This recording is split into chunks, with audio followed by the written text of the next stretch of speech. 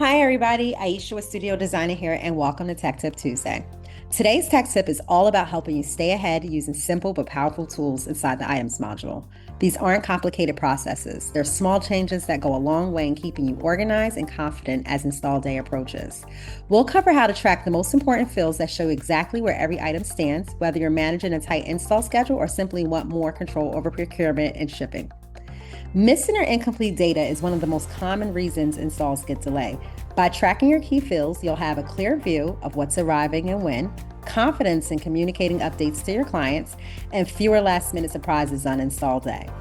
Inside the Items module, there are 3 fields we recommend updating consistently, and that's the order acknowledgement date, the estimated ship date, and the receipt date.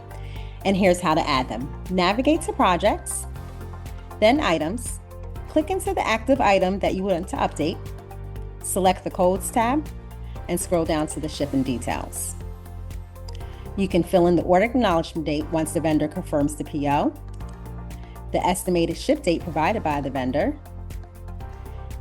and the receive date when the item is received at your office, warehouse, or project site.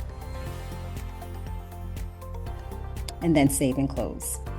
You can view the dates view, and now you're able to see your order acknowledgement date, your estimated ship date, and your receive date. That's it, quick and easy. A few quick updates now will give you a much clearer picture of your pipeline. Tracking these fields consistently will help you keep your projects organized and installations seamless. Thanks for joining me, and until next time, have a great day.